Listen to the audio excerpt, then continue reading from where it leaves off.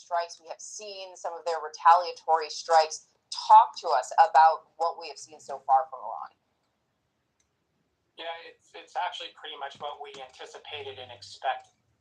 Thinking about the threat posed by Iran, there's really three underlying principles. One, it's regional. So we anticipated that their initial response would be toward U.S. interest and Israeli interest in the region. Second, symmetry.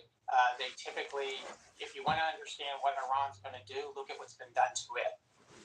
What's a little surprising about this entire situation is the fact that it has devolved into a full-blown conflict. Iran, over the years, sought to avoid that at all costs. So the fact that they are now in a head-to-head conventional conflict with the United States is a little bit unusual.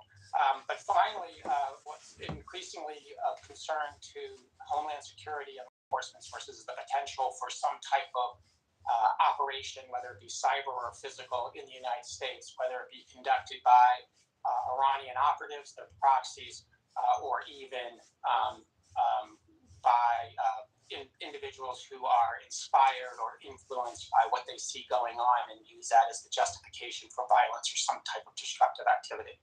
And John, that's what we were talking to Pierre Thomas about just a bit ago, the heightened security and threat environment here at home. What measures are in place to deal with potential domestic threats? Yeah, going back to the Obama administration, there was a significant effort to develop the Iran response playbook by domestic law enforcement and Homeland Security organizations. So there's been extensive planning on how to mitigate the risk of cyber attacks, physical attacks, targeted attacks against government officials and members of the Jewish community, how to be prepared to deal with Iran's information operations where they seek to sow discord or influence violent or destructive activity.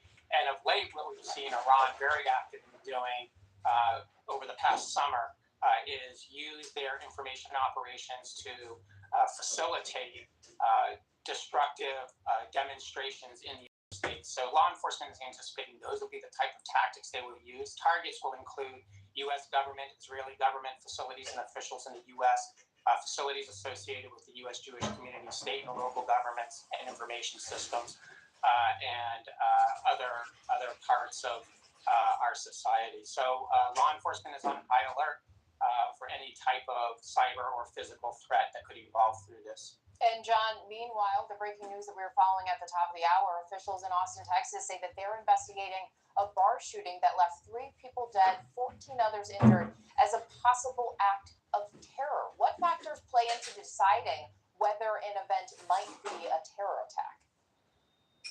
Well, it's the motive of the individual, and from the press conference, what it sounds like is they discovered some type of material, whether it be writings, it be some type of ideological, content, whether it's information on the individual's phone or some type of symbol, a flag or something else, that leads them to believe that this individual carried out this act of violence for ideological means.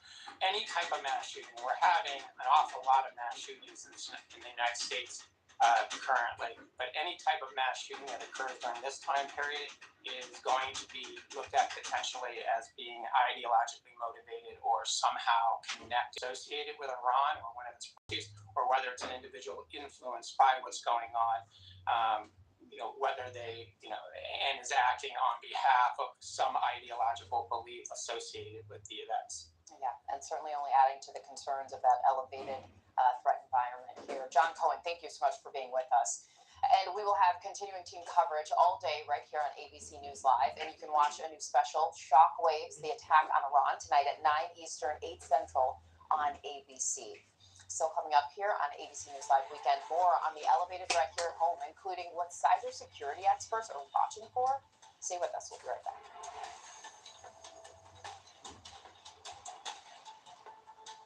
Hi, I'm Conan O'Brien. I'll be hosting the 98th Annual Academy Awards Sunday, March 15th. Join me for a night of pure Hollywood magic. Cut and freeze and hold the pose, Conan, and set the award. Okay, clear the mark, and action. Whoa! See you there. Cut, we got it. So you're going to cut out the middle parts so that it looks like a magic Yeah. trick? We'll cut it out.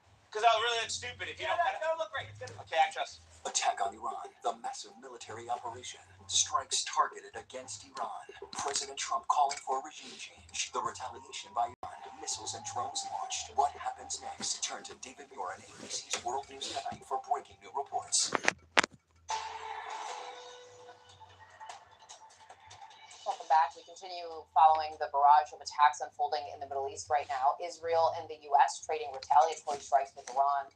At the same time this morning, U.S. Central Command confirming 3 American service members have been killed in action, 5 others wounded, sustaining shrapnel injuries and concussions as part of Operation Epic Fury. This was something that President Trump had previously warned of, saying we may have casualties. That often happens in war.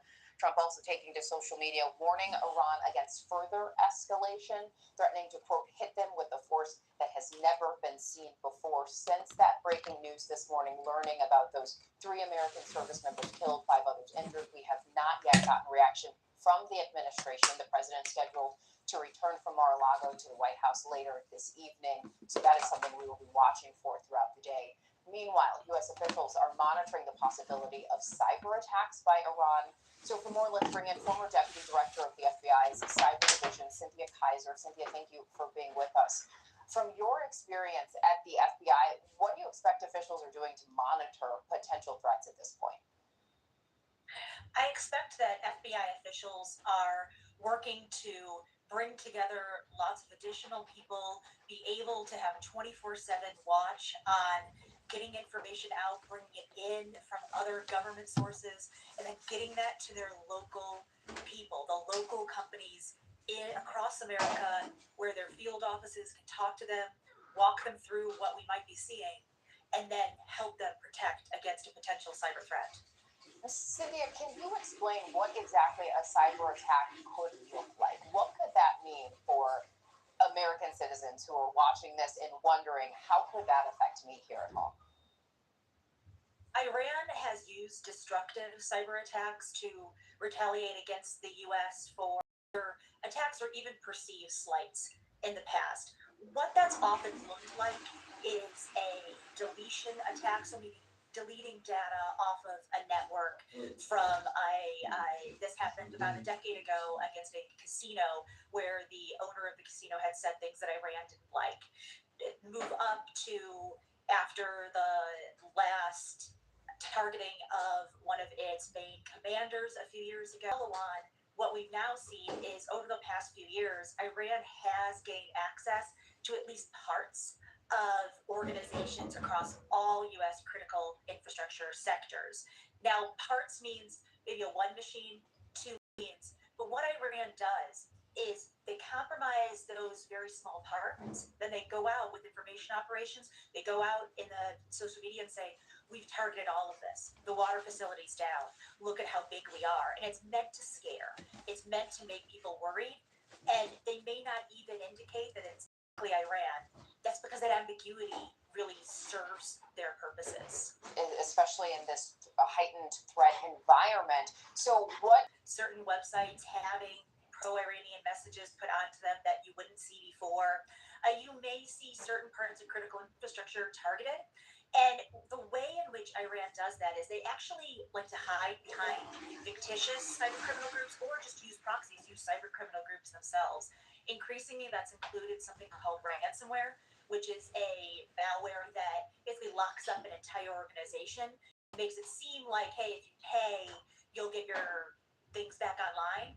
But what we often see is that doesn't occur. In 2022, Iran did this against Albania, said it was a ransomware attack, but they weren't going to bring them back online. Wow, really fascinating what you're describing. Cynthia Kaiser, former Deputy Director of the FBI Cyber Division, thank you so much for being with us this morning. And still coming up here on ABC News Live Weekend, what these strikes could mean for the rest of the world. Stay with us. Well, where are you?